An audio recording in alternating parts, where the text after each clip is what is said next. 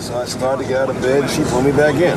I tried to get out of bed again, and she pulled me back in again. So that's why I was a few minutes late, all right? Oh, meat missile! I know it must be really rough on you, Dan, with Kate being pregnant and all. You must be horny as hell, man.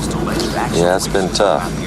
Okay, these hours are killing me. Yeah, I second that. This is our what? Well, 12th damn time. Hey, listen, my sources assure me... Sources suck. how it's garbage.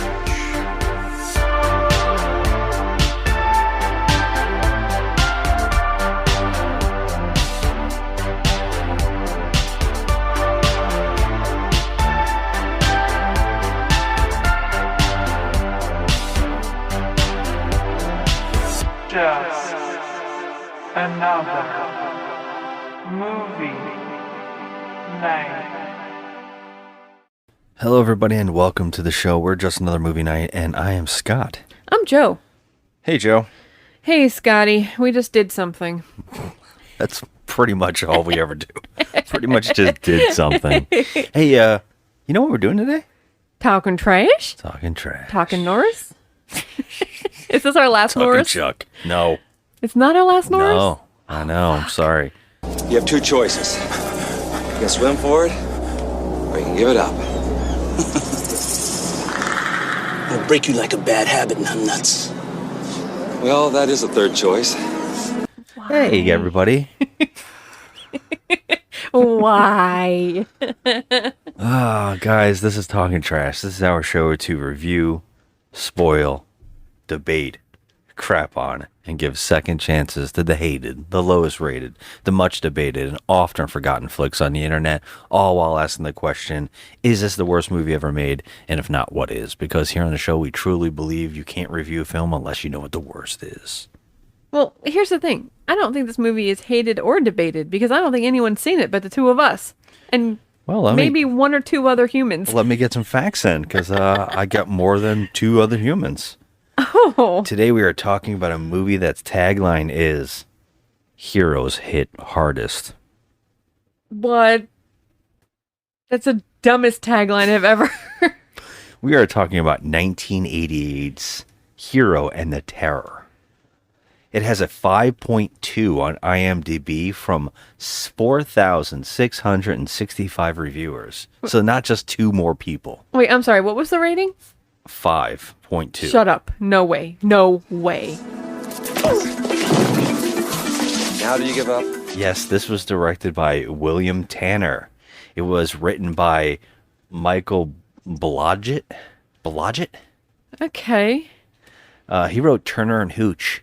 Oh, that's another fantastic film. It was also co-written by Dennis Chirac. Chirac? How about Who Gives a Shit? He wrote Pale Rider, Joe. Yeah, this stars Chuck Norris, and this is Chuck Norris month, where we are watching movies that Chuck Norris has done, because we asked ourselves 2 years ago or something, we said to ourselves, do we like Chuck Norris? And do we like Chuck Norris movies? I don't know. So let's go investigate and watch some more Chuck Norris movies one day. So here we are, we're doing it, and this is our third movie of the month. And by the way, it's his birthday month, so we're celebrating his birthday by watching the things that he has given us. Oh my God. I don't want these things that he's given us. How about now? They're all trash. First off, let's just talk about the title, Hero and the Terror. First of all, it sounds like a pirate movie. I actually think it sounds like a Beauty and the Beast, like fairy tale. The Hero and the Terror. It just feels very like grim fairy tales. Like it feels very generic. That would imply that the princess is a shrew? A terror? You know, Well, the princess isn't in the title. It's about the hero saving the princess from the terror. How about that? All right. I don't even care.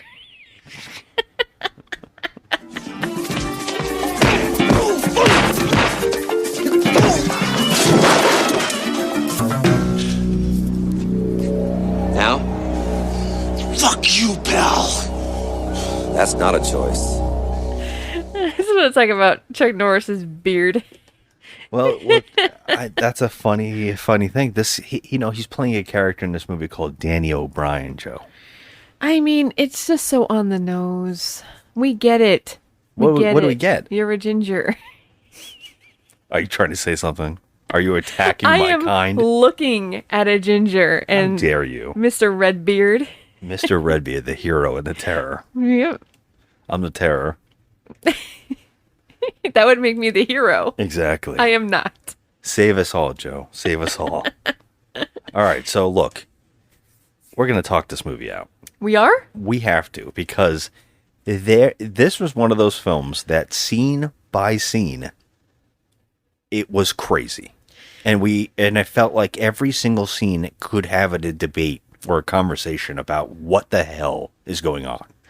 Well, I was thinking the whole time, and I didn't say it, but I was thinking the whole time, like the Jurassic Park thing, there will be some Chuck Norris fighting in this Chuck Norris movie. This might be a hot take, but this, out of all the movies we've seen now, this would be our fourth movie overall on the show that we've seen of Chuck Norris. And this is the first time that he actually was trying to do other things than Chuck Norris. But, well, to quote Jurassic Park again, that is one big pile of shit.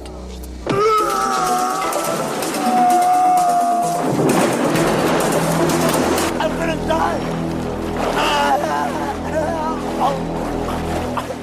Because we don't want Chuck Norris to be acting. I disagree, because what was our big complaint so far? Our big complaint has been one specific thing. That he usually is just the same guy in every movie. He's just the badass. And Yes. that's where he gets this joke about him, this meme about him being so unstoppable that he's just like godly.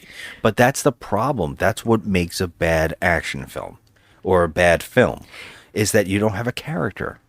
Yes, but we do have a character here, and and that character is the character of the boyfriend, who is terrible. He's a shithead. He's a terrible boyfriend. I'm just trying to get, before we even get into the plot, I'm But just I'm trying just to talk saying. overall what the problems are versus what, I know, but this is what happens when he tries to do acting. I agree. That's a problem in itself, but I can't knock the movie for at least trying to make him a person.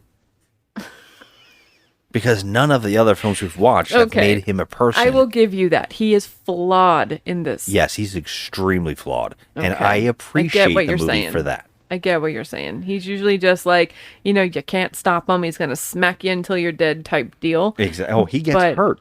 That's something that we've not seen yet.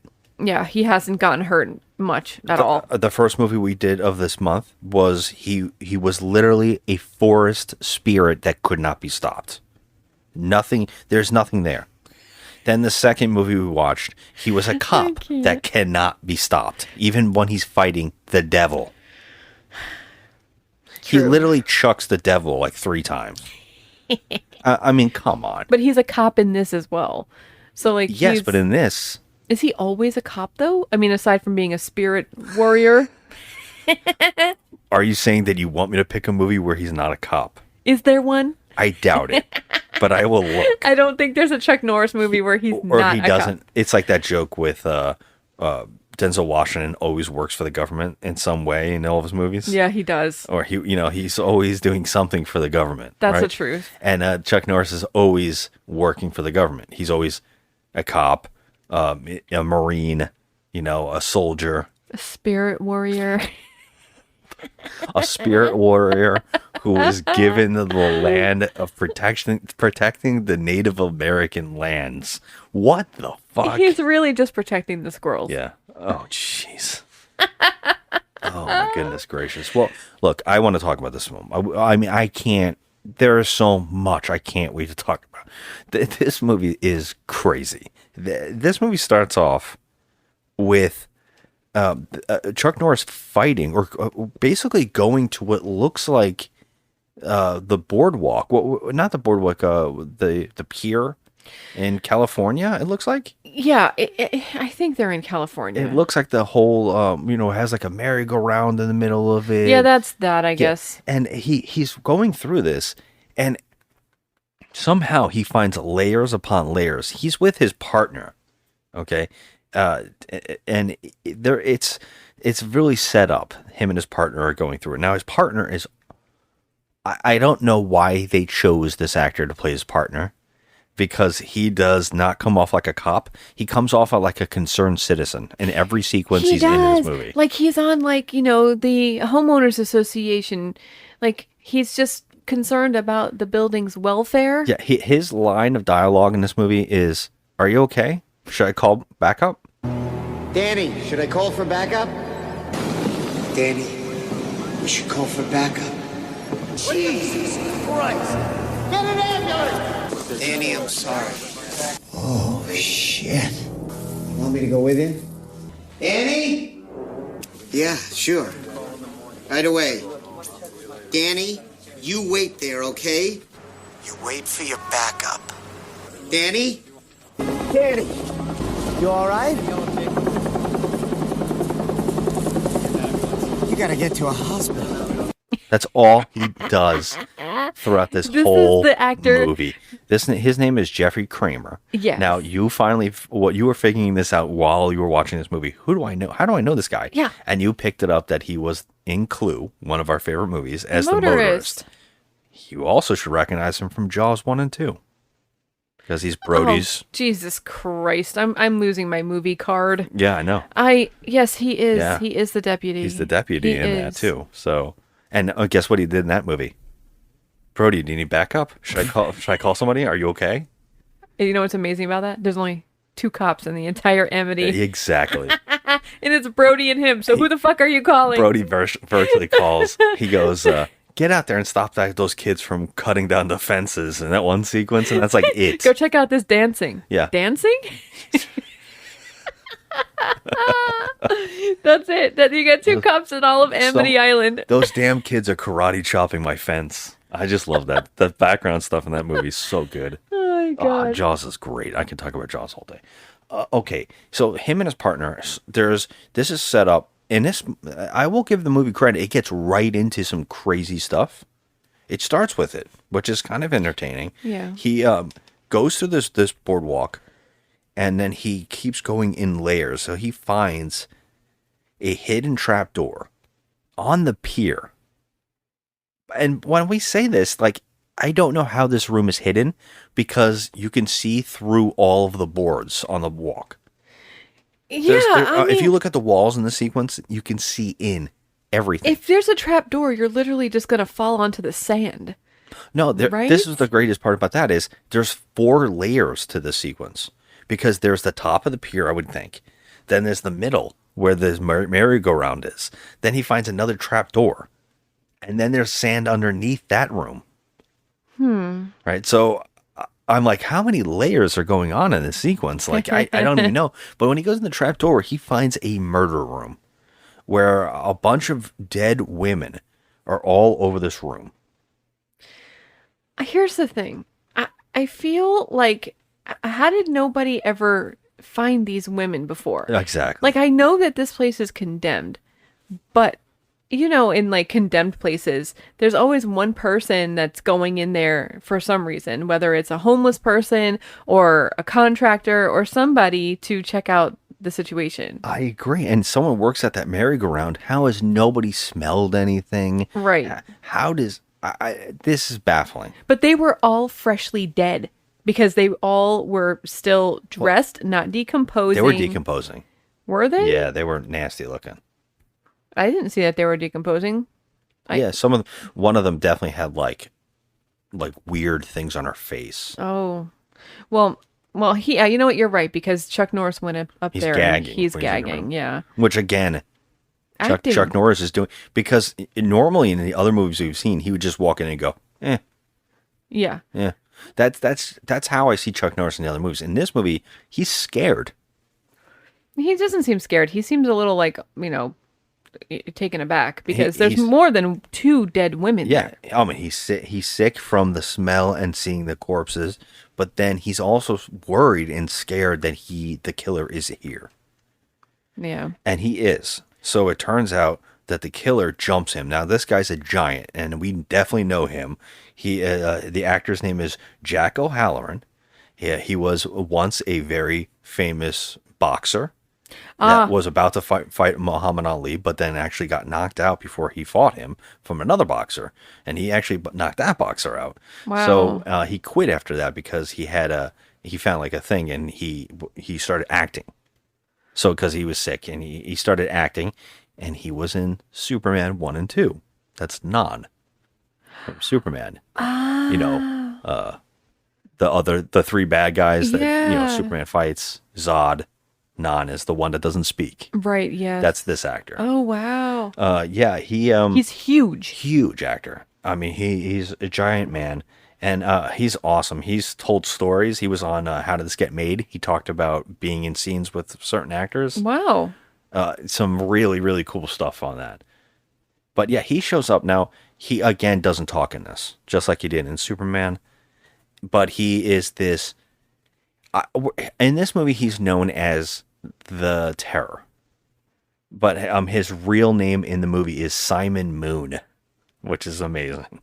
Simon Moon. You couldn't get more. It sounds like a Nicolas Cage villain, like Face Off, right? What's his name in that? But Simon Moon. He doesn't speak, and we're just gonna call him, instead of the Terror and Simon Moon, we're just gonna call him the Neck Snapper. Yeah, this guy that's all he does. Loves snapping necks. That's his MO. He's a serial killer who just goes around snapping people's necks and maybe keeping bodies. Kind of, maybe. Here's the thing, though. We know that he doesn't do any, he doesn't violate the bodies. Like, he's not There's raping a sequence them. where they talk about this, but yeah, I mean, he just keeps them. He just likes to likes kill them. setting them up and playing with their bodies. It's weird. It's strange. And sometimes he doesn't. It doesn't really make any sense. But he has a full-on fight with Chuck Norris where they fall out onto the beach. And Chuck Norris is losing. He's getting his ass kicked. And I got to tell you, anybody would lose to this guy. But that's great because in a normal movie, Chuck Norris would be in The Expendables or Fast and the Furious, where you just don't lose. You're on equal ground. And Chuck Norris doesn't do that here. And I'm going to give him credit. He's getting his ass beat. He's almost getting murdered because this guy's drowning him. But we start seeing as he's being drowned that he is having a nightmare. So in the present day, he's having nightmares about this fight. Right. And it turns out that he actually accidentally wins the fight because when he wounds this guy drowning him, the only reason that he fails, this killer, is that he collapses on the stairs because of his weight, and he smashes his head down on the rings. Mm-hmm. Or the rungs. Is that what you say? Rungs, yeah. On the rungs all the way down, and lands in the sand. And the cops show up at that moment, and they see them. He's got the body, and he's checking his pulse. And Chuck Norris's character is just basically out of it. He got his ass kicked, and he's also frightened. He just went through. So he almost died. So he had this. He had a shock to his system. Yeah, he was all fucked up. So he wakes up in the present day, and he is all messed up. And it turns out, I think the phone rings, and that's what wakes him out of this whole dream. Yeah. So he has a girlfriend who I guess is going to be moving in with him. So we learn that there's going to be some kind of consequences for him. The guy, Simon Moon, he gets thrown into a mental hospital. Now, I have something to say about this. I don't understand. If you're a serial killer, wouldn't they put you in some sort of okay, if they deem you, legally unfit for trial, or mentally or physically unfit for trial, and you just go to a mental hospital, why would he not be in maximum security? He's a serial killer. Meanwhile, he has a nice window in his freaking hospital room, and I don't get it. It's a barred window. Well, yes, it is, but it's still a nice window. I mean, they usually keep, homicidal lunatics maybe locked up somewhere safer, I would think. I would agree with you, but I would also agree in this movie, reality is not a part of this film. That is true. Okay. But we know that he escapes. Well, that's the whole thing. It turns out that Chuck Norris is woken up because of the dream thing, out of the dream, and we find out these slowly that his girlfriend is pregnant and that they are moving in together, and they're planning that. And she also was his therapist. Yeah, this is very un-Chuck Norris-y because Chuck Norris usually doesn't have any ties, right? Well, you always want to have a romantic relationship. So they always want to pair him off with whatever, like the victim, the next victim being stalked by the serial killer. He usually would hook up with that girl. In this movie, they actually gave him a life. Like he has a pregnant girlfriend.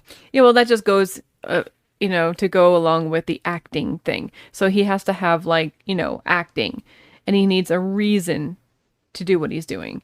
And so she's pregnant, and she's really pretty. Who's that actress? Bryn Thayer. She's in Blue Jasmine and Ray Donovan she was on. She plays Kay. All right. So they move in together. She's pregnant. Well, that's the concept. But as that's going on, we find out that this guy was put into the insane asylum. And, or I'm sorry, that's not the technical term. Mental hospital? Mental health facility? Mental health Arkham Asylum. And he could be a Batman villain. He's quite menacing. Yes, absolutely. So we have to talk about his breakout. Okay, this is comical cartoon stuff. This is insane. We see that he has taken a tube of chapstick and some granite, and he has rubbed it on dental floss, and he is cutting the bars off of his prison cell. God. So he can jump out the window. Now, this is some MacGyver type shit. Okay. I just showed my age. I'm just going to point this out because I had to look at this all up. Now, they say this is possible. Okay, it is possible. Mythbusters did an episode on this where they made an actual machine and they had this thing running on a bar with the dental floss and stuff. It took it 285 days at 8 hours a day. Oh my God. To cut a bar. Now, let's just say that's a bar. How many bars did he have to cut? Yes, because when we see the next shot, there's like 5 bars cut. But what's even better is they're all bent for this giant to get out of. Okay, here's the thing. This hole, maybe you can fit a 3-year-old child through. Okay, not a, 7-foot giant. Yeah. But here's the thing. Now, when he's doing this for 285 days or whatever. Yeah, no guards are checking. There's no one coming to his room for bed check or anything like that? No one checks the bars. What? Yeah, and if this guy can do what he can do in this film, I would say that he would have killed 100 orderlies, at least. I mean, he just goes snapping necks left and right. He literally cracks their neck like it's a freaking crab claw. Yeah. I mean, it's ridiculous. It's just like a little boop. Okay, you're done. I fail to understand why they made this so comical. Like, he's huge. He's not fitting through a tiny hole like that. And we were already laughing at this. It got worse. Can you imagine it got worse? Because he now steals I believe it's the truck for the laundry. Oh my God, this scene, if I don't understand. Was this planned out now? Because I don't think it was. I think that he just stole the laundry van. Yeah, he didn't know he was going to drive it off. And he crashed through the guard gate and then proceeded to drive it right off the cliff. Because this insane asylum is built right on a cliff. 400 feet, the news says in this movie. Oh my God. Above the water. Oh my God. So he drives off the cliff. Now, if you're going to have to find a clip of this van falling off, because literally nobody would ever survive this. Nobody. So let's just say this. He drives it accidentally, seems like, off the cliff. It goes down the cliff, hits each thing.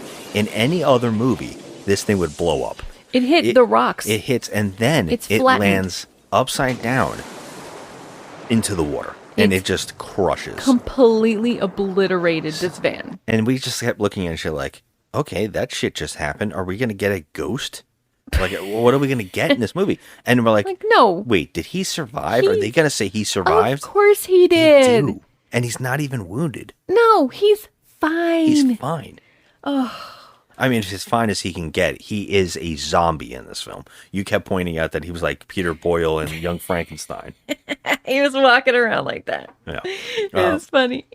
It keeps showing him stumbling around in this movie a lot. He doesn't do anything but stumble and stand in the shadows. He just looks like a zombie. They hardly show his face. No, they hardly don't. show They him. really Yeah. don't ever show it. So we now cut to our core group, which is Chuck Norris again. He is a cop. He's got two partners, and they're doing a sting operation, right?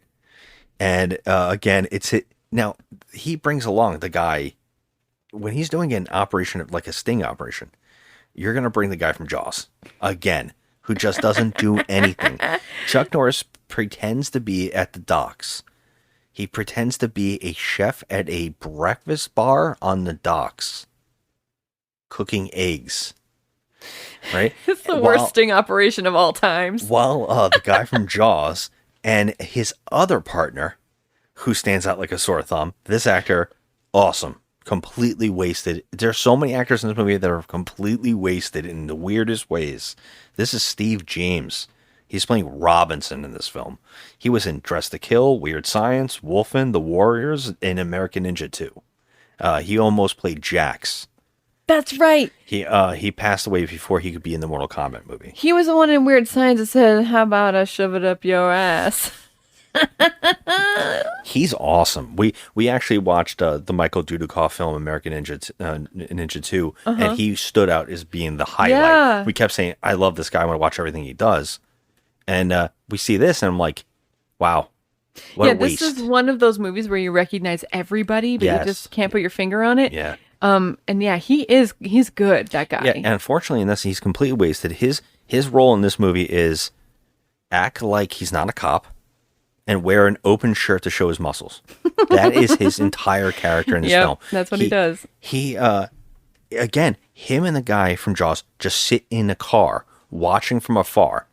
It just screams sting operation. Yeah. And another famous actor, by the way, is playing. He's in everything. The guy. I actually didn't write his name down here, but he's playing a guy who's doing some kind of drug. A drug deal. Of some sort. He's putting the drugs in the fish that they're peddling through the boats. Yes. So it's like a freaking drug trafficking operation that they're trying to. It's like a sting operation. So that's how we know that he's a cop. And they want us to know that he's a damn fine cop because he busts up this whole operation, but not without shooting up the place and putting, poor people in mortal danger that don't have anything to do with it. 80s movies, you know how that goes. And yeah, the actor, it's so weird because they go to buy eggs from Chuck Norris before he breaks it all up, and he's cooking, and the one guy goes, "These are the worst eggs I've ever had in my life," and he goes, "We'll try the toast." But then the two guys, the drug dealers, sit down and have breakfast while they're doing a drug deal on the docks, and the one guy goes, "Who's this guy? I haven't seen him before," to the cook, and the other guy who owns the thing, he goes, "Oh, that's my cousin Carlos." he looks like a Carlos. Well, hey, guess what, Joe? I know you're going to say that, Joe. That's Chuck Norris's real name. For real? Chuck Carlos Ray Norris. I thought his name was Charles. No, he was actually born Carlos. No. Yes, he was named after his parents named him after their minister. I love it. He is Irish Cherokee. Oh. Yeah, I had to look this all up for you. It. Yeah, that was his real name, so that was a joke. He is really a Carlos. Fuck yeah. I knew you were going to say something about it. Chuck Norris. Yeah. Holy fuck. So, look. I love it. These drug dealers are not stupid. They go, yeah, I don't trust this guy at all. And then he goes, you also clocked those two guys in the car over there staring at us? They're like, they're either cops or they're checking us out for other reasons. I mean, everything screams out sting operation. Sting operation. You got they're like two new cooks in the freaking kitchen at your little food truck. One cook, but or whatever, one new cook. That's Carlos. And then you get the two assholes sitting in the car, literally staking out and watching everybody. Like, there's nothing that could possibly scream out sting operation more. We're like, that's a running thing in this movie. Worst cops ever. Worst cops. Worst cops. Worst. They now go for the run, of course, and we see how much coke is in these damn fish, by the way. There's so much Oh my coke. God, so much. They run after them, and we get a little bit of Chuck Norris that we haven't got. He is kind of funny in this. He does say some one-liners here and there. He does say some funny things, like what the eggs. I said, those are terrible. Why don't you try the toast? Stuff like that. He actually says some stuff. I think he says something to this one guy, and I thought I wrote it down, but I don't have it. I'm mad at myself. I mean, to call him funny, I think that's a stretch. He's funnier than he has been. We always complain. The two things we complain about with him in the movies we've seen so far was that he's not a person. He's just a god. Yeah. And then he also isn't making one-liners. True. In this, he's doing some, at least attempts at doing those things. And I'm going to give him a little bit of credit that he should get. Okay. For All those right, things. all right. For those things. He kicks that guy off the pier. And it looks like the actor really did his own stunt because he went flying off the pier. It was good. Yeah. I guess they accomplished their goals and they did a takedown. Who knows? But at the same time, we also have another plot line that's going on. It turns out there's going to be this big banquet hall thing going on for the mayor, and they're setting it up, and there is a guy who runs this hotel that has this ballroom in it, this big banquet place. He is talking to a woman who's trying to be a new employee. Like, I guess, promote her. Now, by the way, this actor, his name is Murphy Dunn. He is playing the theater manager in this film. And he's talking to this woman. He has the best quote right now. He says, "We got to get this thing ready. We've been working on it for 11 months. Do you know how long that is?" It's almost a year. I was like, oh, I got to write that shit down. Oh my God. I 11 feel months, yeah, bad for this situation, though. Murphy Dunn. He is Murph of the Murph and the Murph Tones. Is that what it was? In What? Blues Brothers. He's the piano player in the Blues Brothers. Oh, shit. They go to his, they get him from the restaurant. Oh my God. Yeah, that's right. Was it the Murph Tones? No. Murph and the... What was it No. called? I don't even remember now. But anyways, I had to point it out because I was staring at him like, I know you. I know you. Yeah, I feel bad for this girl though. This is a shitty situation. She's trying to get a job, so the hotel manager hires her and sends her upstairs to change her clothes. She goes to the bathroom, so she's trying to get into her uniform to start work right away. And the fucking guy, the terror, is hiding in the goddamn air vent in the women's bathroom. Yes. And he kills her. He crawls, this huge guy crawls out of an air vent Yeah, and here is we able go to again. get up on this girl and snap her neck in an instant.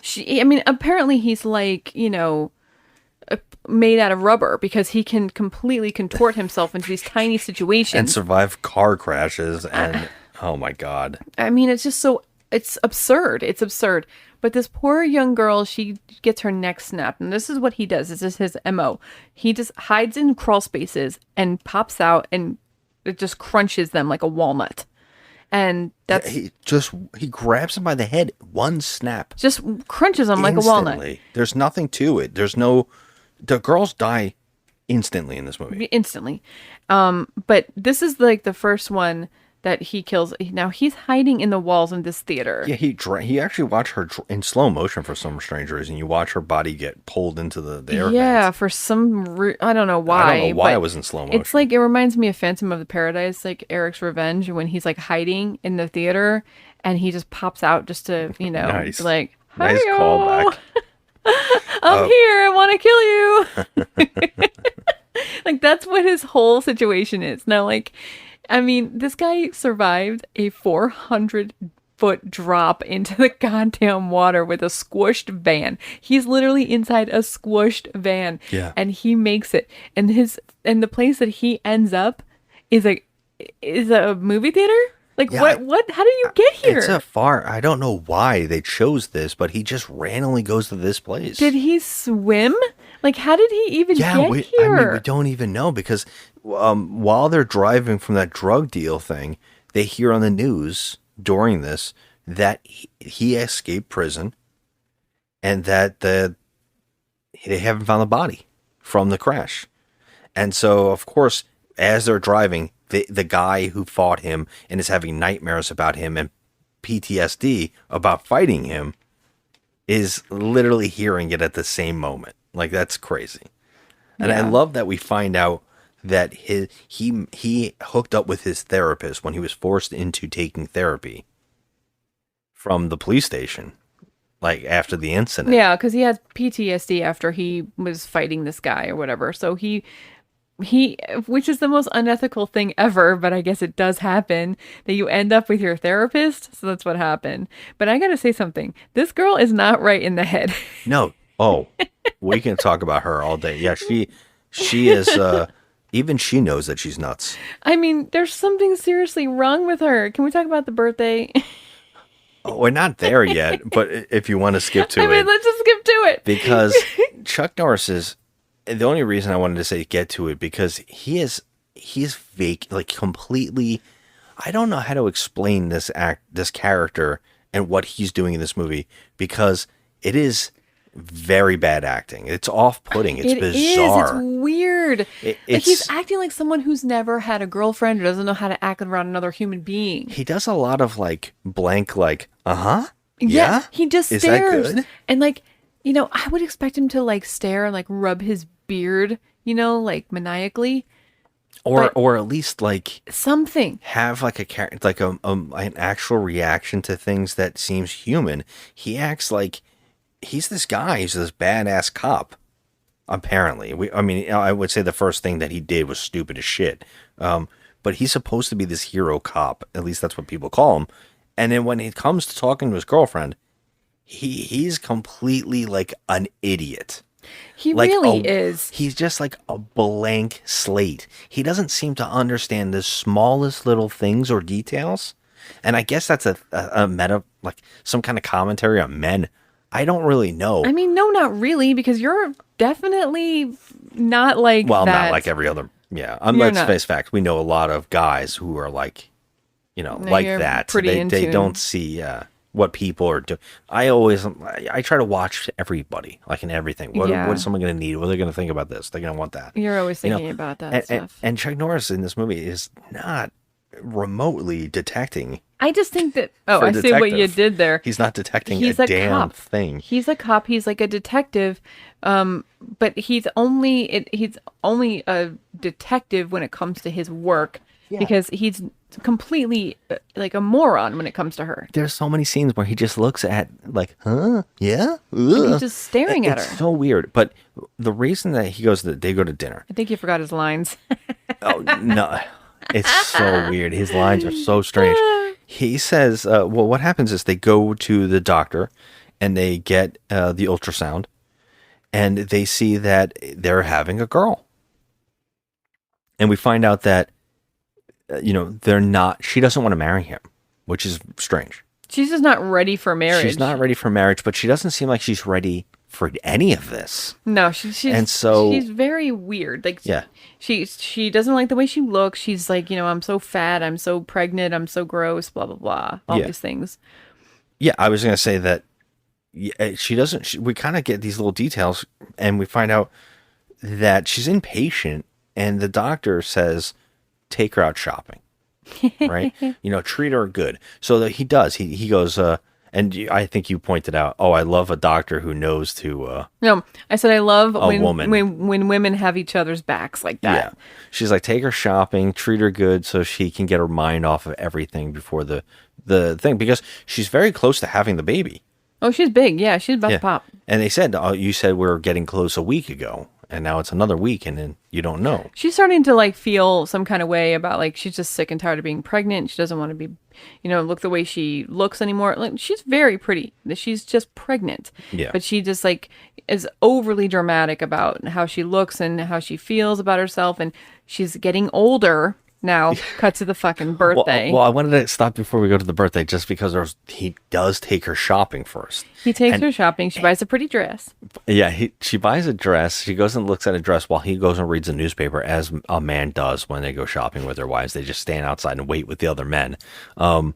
Not particularly me, but Well, when you go shopping with me, you're playing on your phone. sometimes I'll be like, oh, that looks nice. Yeah, but you know me. I don't have patience for the freaking stores. Like, Yeah. did you try those pants on, Joe? We're different. No, We're I don't want to. Let's go. But I do love those little waiting areas while the guys are staring at each other. It always makes me I laugh. hate doing And that to you. I won't do that shit to you. They don't have phones in the 88. He does have a It's a car Corvette. phone. He has a midlife crisis He car. does. He has a Corvette.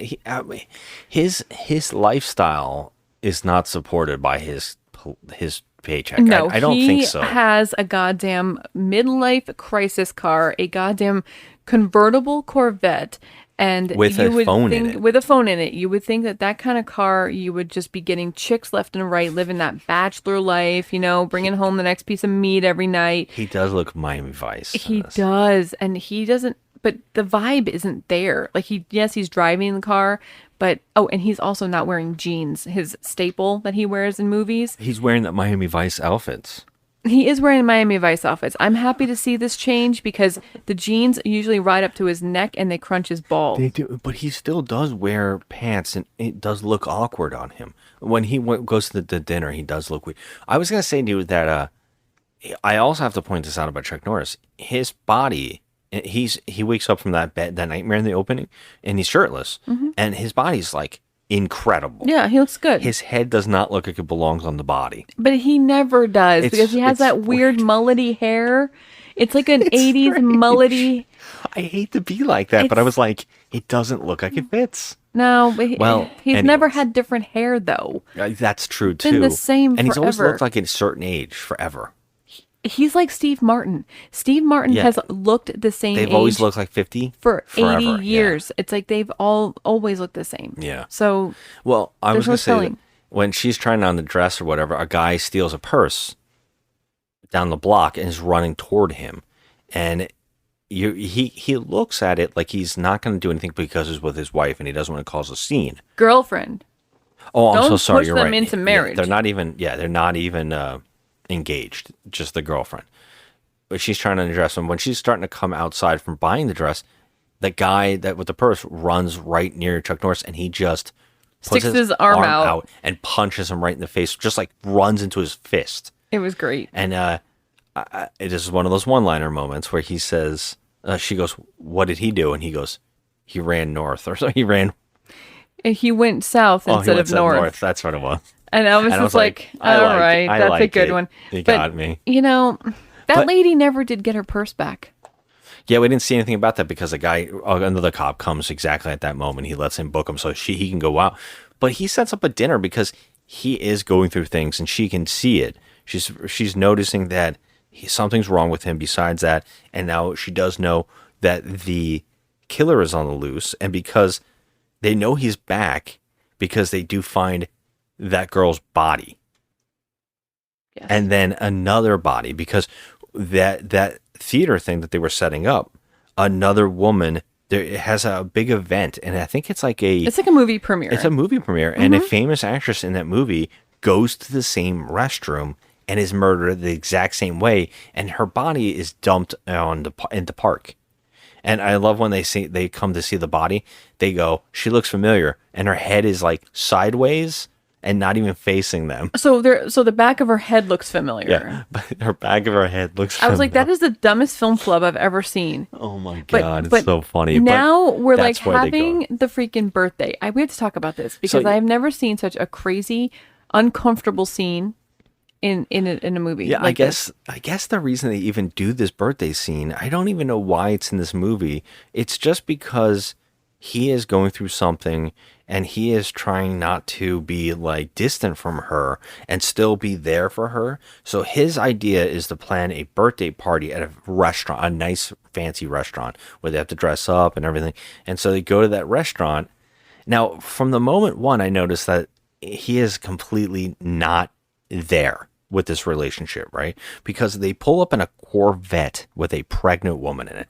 First off, It's a not a good- two-seater. Not a Like, good idea. A come on. Corvette, you're on the floor. You're gonna be a fucking father. uncomfortable. Yeah. You're gonna be. Where are you gonna put the car seat, you dickhead? And when he lets the valet guy help her out of the car instead of going around to help his girlfriend out of the car, his pregnant girlfriend out of the car, he just sits there and watches.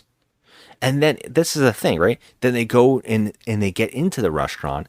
And then the next thing that happens is he stands at the table near one chair that has nothing around it, allowing her to sit in a chair that's directly at the back of another person, and she's pregnant, so there's no space for her. So they have to keep telling the guy behind her, back up, back off. It's mind-boggling. But he just sits there and stares at it.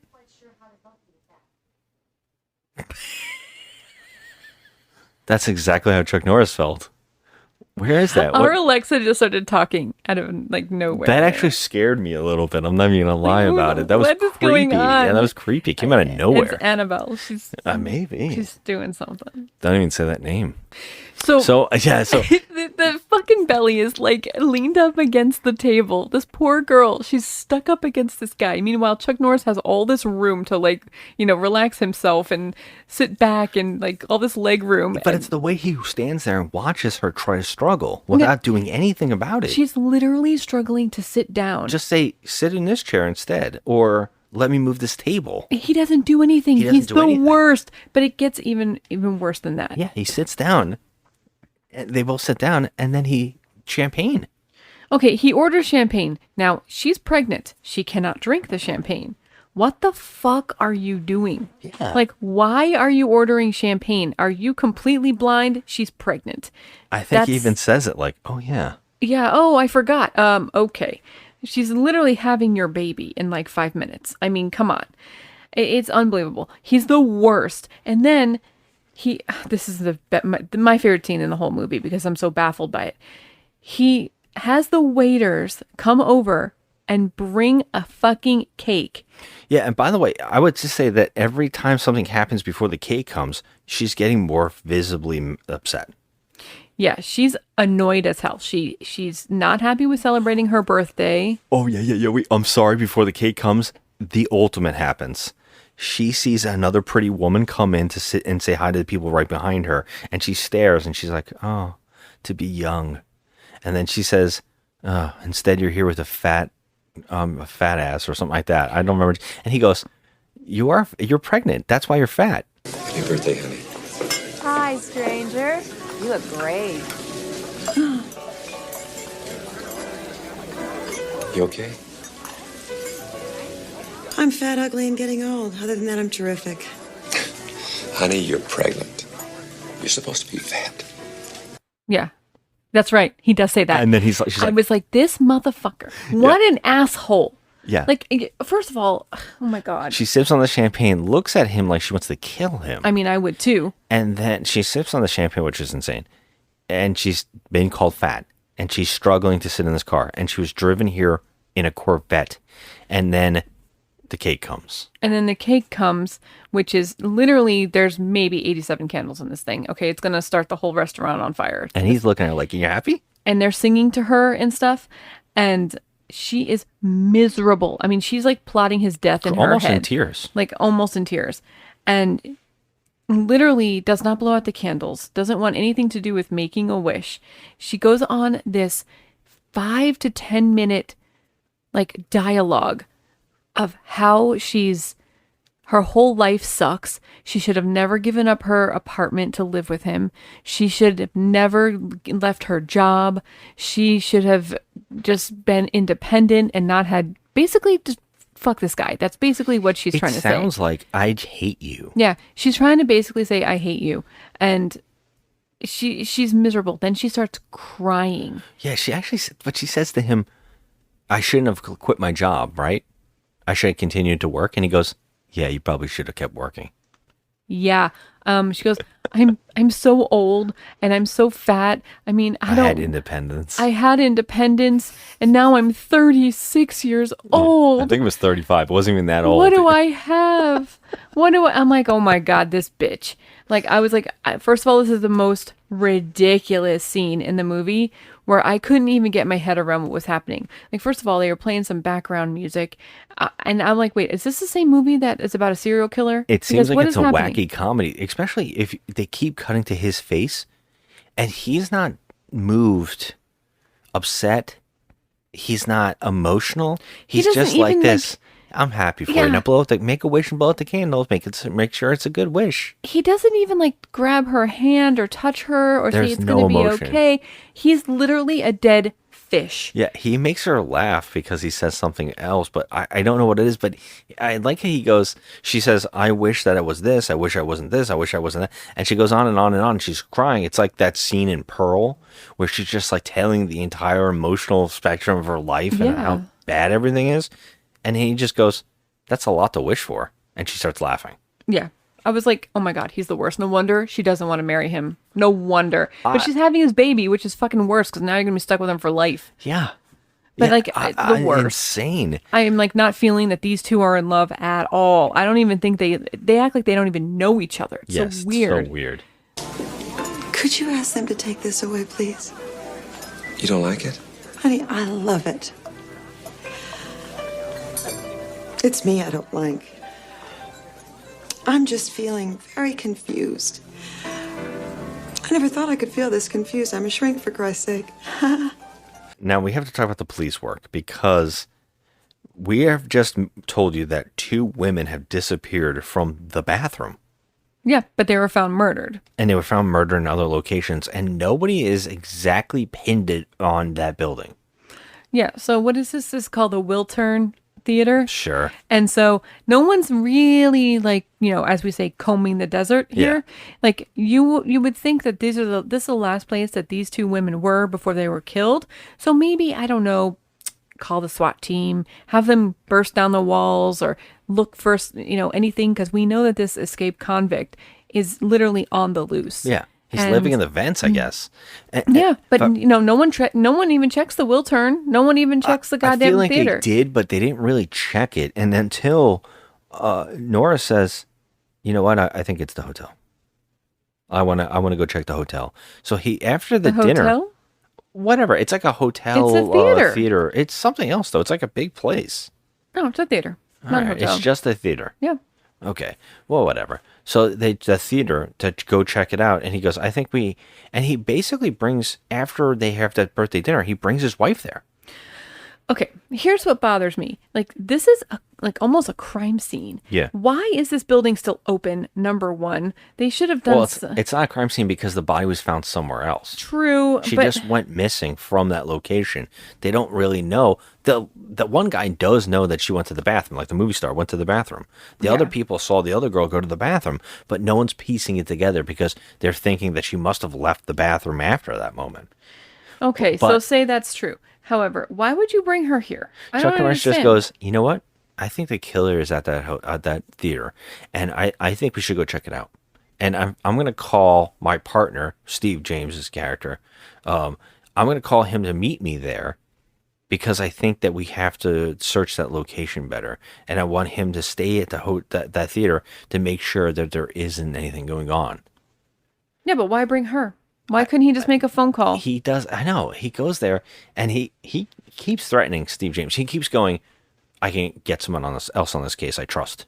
If you don't want to do it, if I can't trust you, then I'll get someone else. And he's like, no, you can trust me. Because he keeps saying things to him, not like a cop. He's kind of like, you called me from this. I had a nice warm body in my bed and you called me away from it. And I was like, dude, you're a cop. Like, That's like literally your job. But what's funny about it is it's like he works for Chuck Norris, not partners. Yeah, that's the way I feel too. Because he just tells him, if you can't do this, I'll call someone else that can. Yeah. And the guy's like, no, I'll do it. But I was just like, well, why aren't you staying, Chuck Norris? Yeah. I'm going to go home with my pregnant wife now. I called you and ruined your night. But I want you to stay here overnight. And I'm just going to get out of here. And that's what happens. And his wife even goes to the bathroom. And I thought, oh, she's gonna get taken. I knew that they weren't gonna do anything to her because she's pregnant. I thought that maybe he was gonna kidnap her, and that was the whole. But that's not his thing. He doesn't do that. He snaps necks. I mean, he's gone through the whole movie just snapping necks. But we never find out what he's doing. Like, he just snaps necks, and that's it. Yeah. And then takes the body and he goes, and then throws them out. Yeah, because he's not sexually molesting them. We know that. We find that out because for some reason, another thrown away actor, Billy Drago, who's the villain in The Untouchables and the villain in just blanked out on the other one, but he's an actor we've seen in everything. This guy's always playing a villain. He just is the therapist. Like he's the guy who worked at the institution that he was at, the killer, and he virtually tells him he doesn't molest him. You know, he doesn't molest them. He takes them, plays with them, and then chooses which ones he wants to keep. Like, how does that make sense? Because he was literally just snapping everyone's neck. He wasn't keeping anybody. Well, sometimes originally he did. When Chuck Norris found all those bodies, he had them all set up like a dollhouse. He had them all dressed up. He was putting jewelry on them and stuff. And I think the only reason that he even figures out that he would be at this theater is because he has this conversation with the therapist. Because he kind of says, he keeps telling him, like, I would say that this guy's probably the smartest guy in the whole movie, because he says, that must have been a scary day for you. Mm-hmm. Like, you fought him. And this is a scary guy. And, like, you probably went through a lot. And he's, like, getting to, oh, yeah, this guy's going through something. This messed him up. And then he said, he keeps a hunting ground. Virtually, he'll go to one location. He'll stay there. It's got to be a secret location that nobody knows about. You know, and he says all this stuff, and he gets like in his face, and that's where Chuck Norris virtually goes, I think I get it. I think I know now. Yeah. So, and that guy's only in that. He's only in that scene. This guy playing So this weird. actor. Yeah, he's got the best name, Billy Drago. It is cool. Name. Yeah, he was also in Pale Rider as well. He was the villain in that too. So yeah, that's why he figures it out. So he leaves Steve James there, and then he goes home with his wife. Girlfriend. Oh, I'm sorry, his girlfriend. She doesn't want to marry him, apologize. and I wouldn't either. Just saying. He's a total schlub. No. Is that it? Yes. I actually, Total schlub. if I'm not mistaken, when he leaves there, she goes into labor in the car, Yeah, she goes into labor. and Yep. he drives her to the hospital. And he tells her to do the breathing exercise, and he actually passes out. That's supposed to be funny. He sucks. And you won't get you. I know he sucks. Hey man, this is the worst fucking eggs I've ever had. Wait till you try the toast. And you won't believe it, guys. Steve James is killed. He's literally. This is the worst sequence. Like, I don't know what's going on. But Steve James just decides he's gonna stay in the theater. I keep saying a hotel, the theater. And what he thinks is, you know what? I can just exercise because that's my character. I like showing off my chest a lot, so I'm just gonna run in circles around the theater. And when he's running, we can see that he has his holster bouncing up and down against his back. It's on the side of his body, so he has his gun. But then while he's running around, that's when the killer just steps into the center aisle, and he's standing in the shadows, and he sees him. And so Steve James walks toward him, and now he does not have the holster all of a sudden because it's on the chair near him. Because movie. Because but, movie. this is amazing, though, that he actually has the balls to leave his crawl space and come out into the open like this. Yeah. I mean, how did he know that the guy didn't have his gun on him? He could have just shot him. Yeah. He was just like, "Bah." And the first thing I said was, I would have just shot instantly. Yeah, was but shot of this course he doesn't have his gun because, movie, and he's just a dummy. Yeah. Worst cop ever. So what happens? He gets his neck snapped. He gets close enough to get his gun to just get grabbed instantly, and his neck just snapped. No fight. Nope. Nothing cool. Nothing. This is an actor who's known for doing fight scenes and is being physically, it looks physical. This guy, he doesn't do anything. Just dies instantaneously. Ridiculous. Just dragged out and thrown in an alley somewhere for them to find out later on, which they do. They find him in an alley. They find his dead body, and they see it. The wife, the girlfriend had the baby, and they're gonna name the baby. I don't know what it was, but I know. Who gives a shit? Well, there's no sequence between her having the baby and him finding the body. There's no sequence of her finding out that their friend is dead. No, first of all, they just made her have the baby to get her out of the movie. Yeah, she's kind of out of the movie until the movie goes, oh yeah, here she is again. Yeah, now the mission is that we know, Chuck Norris and his guys, they all know that this serial killer is in the theater. Like, there's no doubt now. There's no doubt. He's in there. So finally, the freaking, all the cops, they ascend on this freaking theater, and they don't find anything. They're just They're just roaming around. A lot of this movie is them searching the theater. Right, but here's the thing. Like, you would have to search air vents. You would have to search, like, places where he can crawl into. And they're not doing any of that. And no, multiple times, Chuck Norris looks at, like, a doorway and goes, have you guys checked that yet? And Right. no, we haven't checked that yet. They're all, like... They're the fucking worst. In one shot, they're all standing around an area that you can just look at and see. And they're all just, like, searching it. And then he looks up and there's, like, a stair, like a ladder going up to the rooms. And he goes, has anybody looked over there? No. No. It's like there's 6 of you guys looking at nothing, and there's a fucking doorway over there. Can I just make a point about 80s movie cops? All they do is stand around with a cup of coffee and a cigarette in their hand.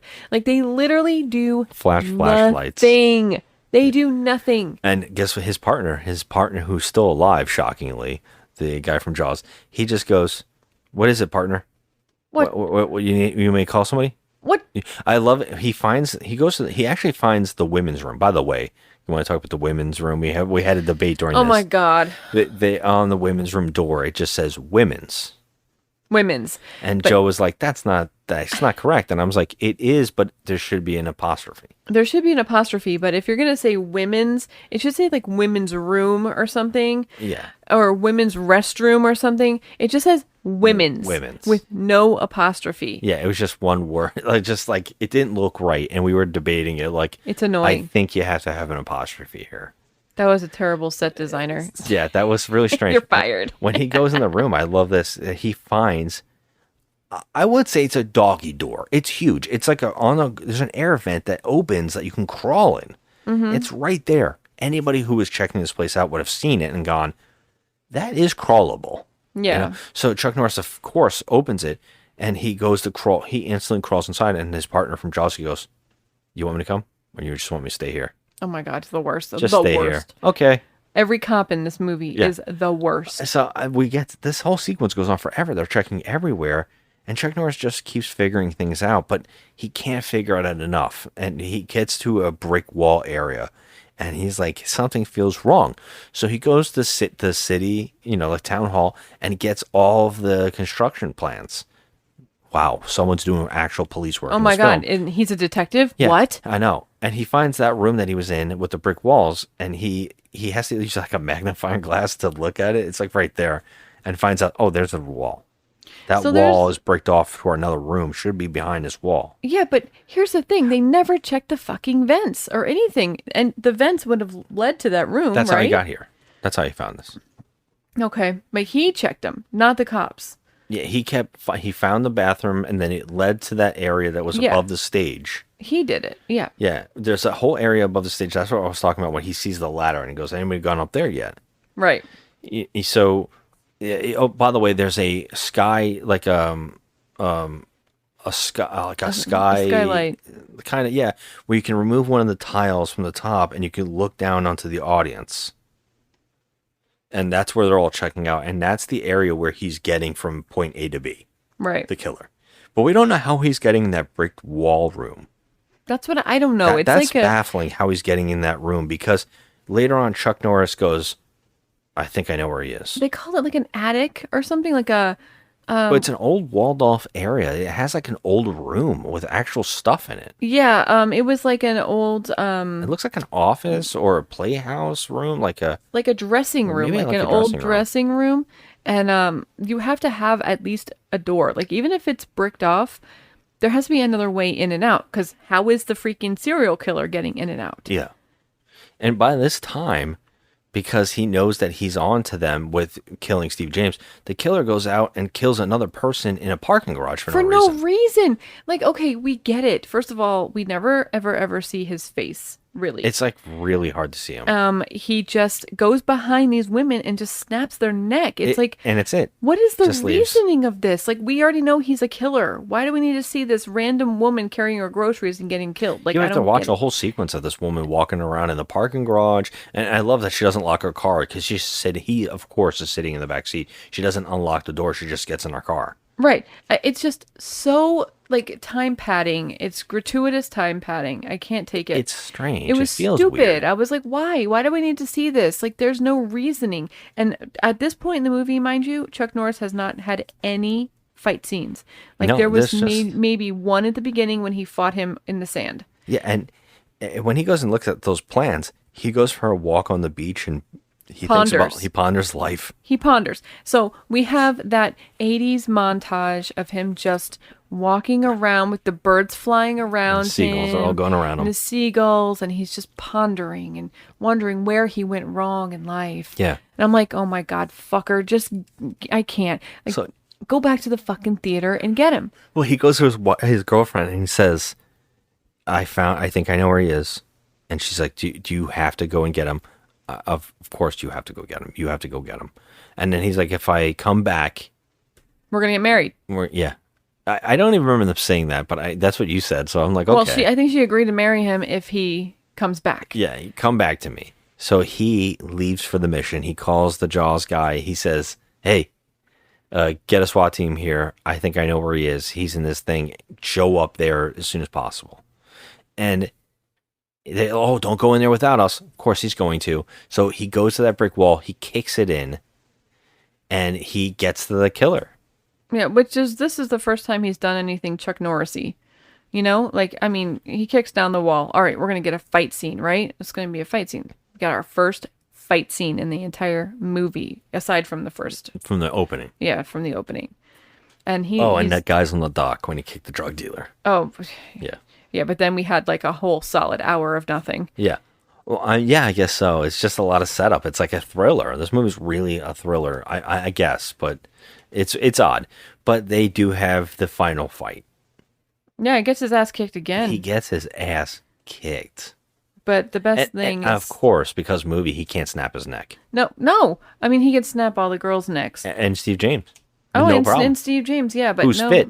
Yeah, he's fit. But 5'9" Chuck Norris up against a 6'4" guy, right? Is that what he was, 6'4"? Yeah, I guess so. Yeah. I don't think he would stand a chance. He would snap you like a twig. But he does fine.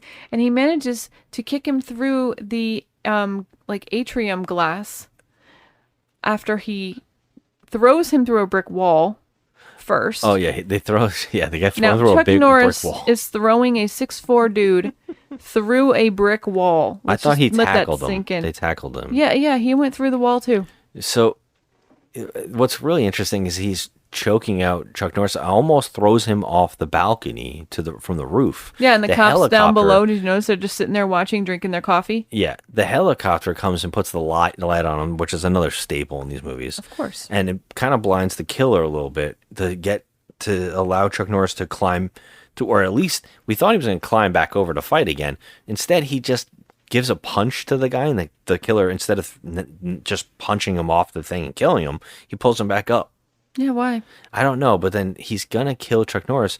Chuck Norris is able to last second get out of dying again. And he does what is one of the most unbelievable things.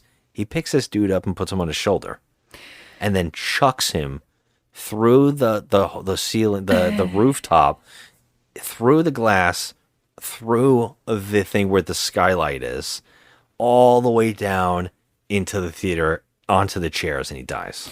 First of all, 5'9", picks up a 300+ pound 6'4" guy. Yeah.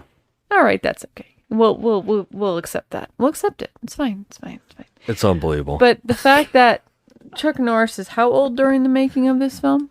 Well, this is only 88, Joe. Well, hasn't he always been 50? That's my point. I mean, I have no idea. I'm going to go ahead and say that he was probably broke his back doing that. But yeah, that's it. He kills the guy. He kills him. Well, he was born in 40. Yes. So there you he go. was 48 at the time of this? Yeah.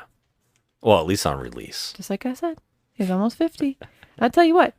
I am younger than that, and I can't even walk up the stairs without moaning and groaning. So I can't imagine picking up a 6'4", 300-pound dude and just tossing him over my shoulder like a rag doll. Just saying. I agree. What I love is that when he's looking at the guy's dead body on the chairs, the Jaws guy comes and goes, wow, you don't look so good. Oh boy, that guy's dead. Oh, you should go to the hospital. You look hurt. That's this guy's job in this whole movie. And Chuck Norris goes, "You're right. I should go to the hospital." But it's not to get fixed up. It's to go see my girlfriend and my baby. And so he goes to the hospital, and he's walking into the hospital. And before he gets on the elevator, he sees a priest come off the elevator. And so we know what's going to happen. He grabs a priest, and they open the door to the room, and she sees him, and he puts the priest out next to him, and they smile, and they both laugh. Finn. And it goes to credits, and we get a very bizarre love song in this movie. Between this couple seems like they are not in love. No. There is no real like satisfying conclusion.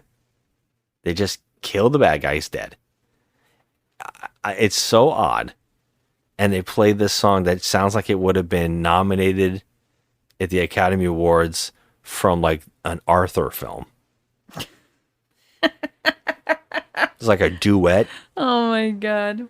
Hey right? man, I think you're dissing Christopher Cross. It sounds like it's like a duet. It's so bizarre for this film. And to have it on the freeze frame of Chuck Norris smiling with a priest next to him. Yeah, I don't like it. And if I were her, I would never marry his ass ever. Ever. So weird. He's the worst. Like this movie is this. I mean, there was like no. First of all, like you say that you like the fact that he had an opportunity to act, but did he though? Because I didn't say that I like the opportunity to act. I said that I enjoy the fact that they gave him a character, or they at least tried to make him a person instead of just having him be the guy that he always is in these films. I'm appreciating the movie for trying. I mean, okay, fine, but there's just like no acting happening here. No. Oh, he is None. awful. I mean, we're finding that out that he is not a good actor. He's just not a good actor. I mean, he's good at being himself and doing the mugging and the kicking. The mugging. He's just staring and giving a little mug and then kicking somebody. And that's his thing. But that's always been beyond his that, thing. It's not a leading man scenario. It doesn't really seem like that at all. But I'm going to give the movie credit for the screenwriters or the movie itself for trying. I was thinking about the whole movie. Like, what if you replace this guy? What if you replace Chuck Norris with anybody else? Yeah. Would this have been better? Yeah. Like if it was John Travolta. No, you're laughing, but I'm like, why him? I was thinking about him during the whole movie. I kept thinking about him in Blowout. Oh, it's a good movie. Okay. I love that movie. I thought you were going to say something like Sylvester Stallone, like another action star. I wasn't thinking an action star. I actually thought there isn't much action, so it doesn't really need that. It could be anybody. All right, I get it. And I was like, what if it was somebody like a John Travolta-esque guy? I think, yeah, in the 80s, I could see that. Would I have liked it because there would have been some kind of charm there? Yeah. There would have been something that would have connected with the wife, with the girlfriend and the baby. That some of the jokes might have actually been there. I think Travolta's more charming. I mean, that's what I'm saying. Chuck Norris if it is had not charm, maybe this movie would have been more strong. Yeah, it's like there are so many actors out there that have charisma and can also do fight scenes, and Chuck Norris just doesn't have charisma.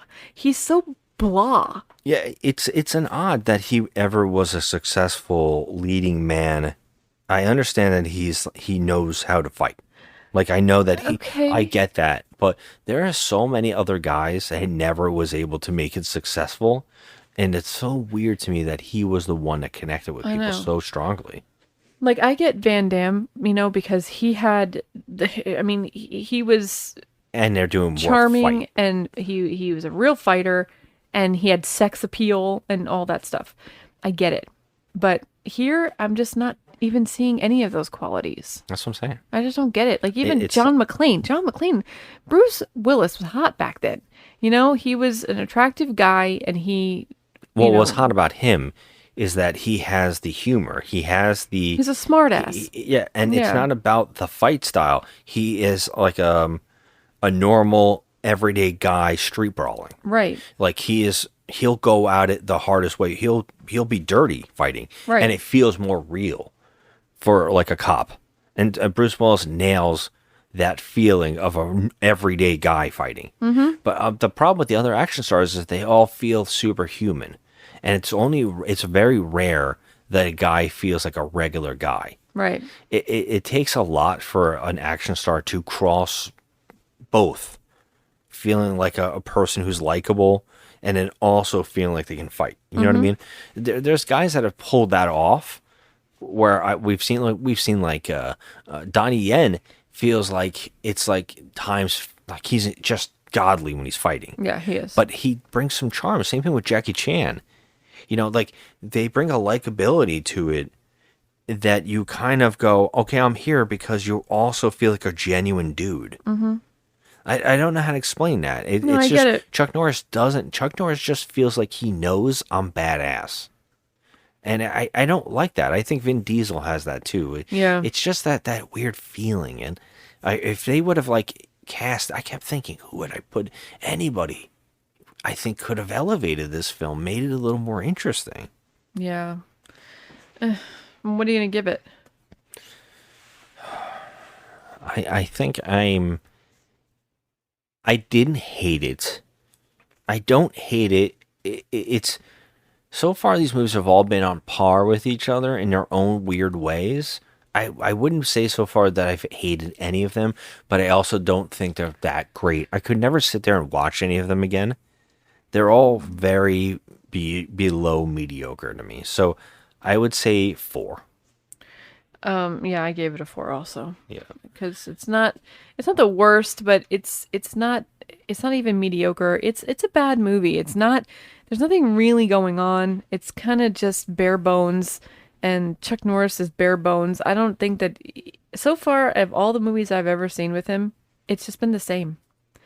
Yeah. It's just been the same. Yeah, it's a tough one. We wanted to see if we could get it out of that realm and see something and go, this I get. And I was saying, this is more in the right direction for him. It's just that he's not doing it right. Yeah. It's not clicking. It seems like the wrong vehicle for him, but they're almost getting to the right location. It's like, get a little humor, make him more human. And they were trying, and they think they were getting there. It's just this movie overall wasn't the right fit. Yeah, agree. Well, that brings us to our segment of why we can't have nice things, where I'll read 2 extremes of online reviews, one 10-star and one 1-star review, as proof that people do not know how to rate movies and they ruin it for everybody. I'll start with the 10 out of 10. The best. Hero and the Terror is my favorite of all Chuck Norris movies, and I've seen them all, starting with my least favorite, Slaughter in San Francisco. Too bad it didn't contain his actual voice, but we're not here to talk about Slaughter in San Francisco. Hero and the Terror was fantastic, and it's the Chuck I think of first when I think of Chuck. The scene where Chuck is in his underwear is etched into my mind forever. I don't have to rewatch it to remember it. Wow. Jeez. What was the name of this person? This person is... Miss Norris? It's just a bunch of numbers and doesn't make any sense. But Miss Norris. Is it a phone number? Should we call it? God, no. Make sure this person's okay? WZ734. Oh, okay. Okay.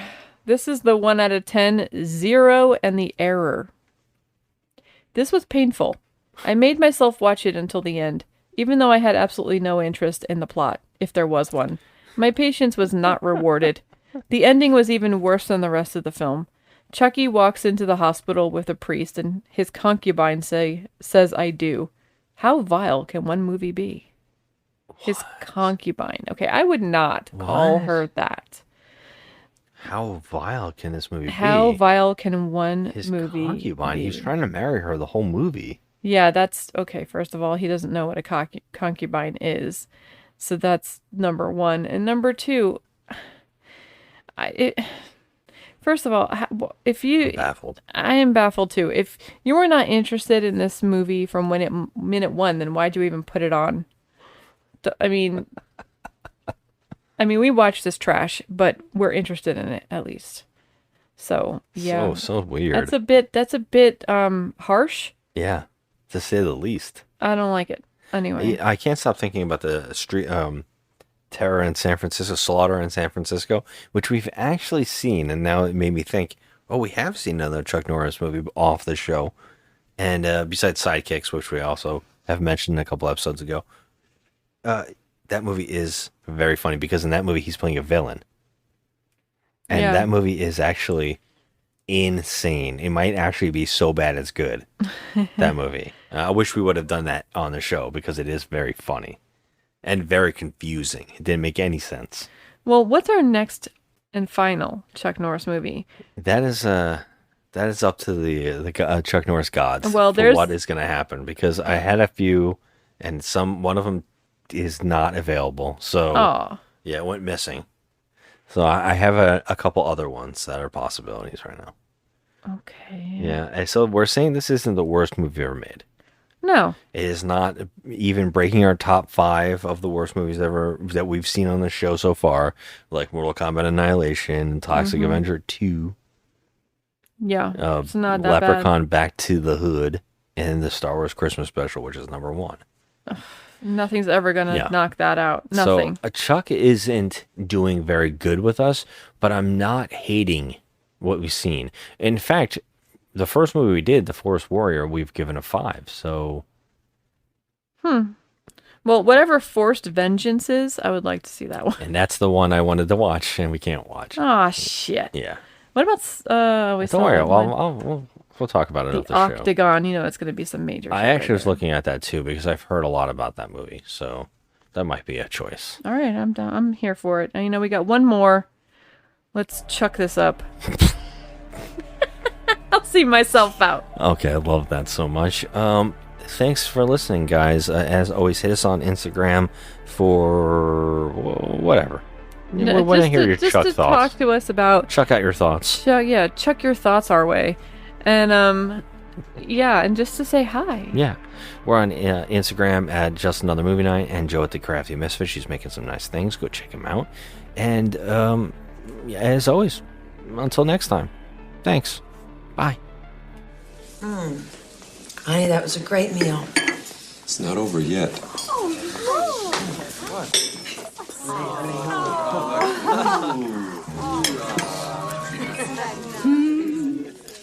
Birthdays come but once each year, so we send this message clear. Happy birthday, Kay, my dear. Happy birthday till next year. Happy birthday!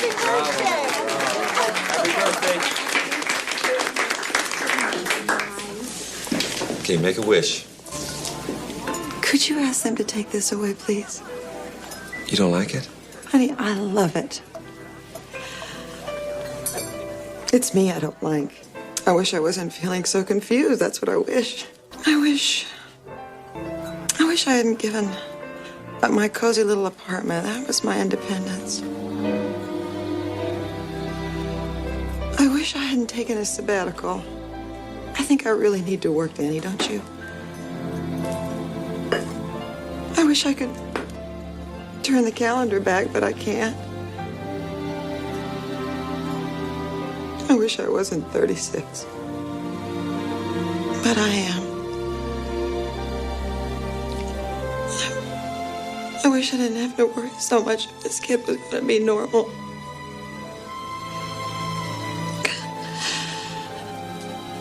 And I wish I didn't look like the Goodyear blimp.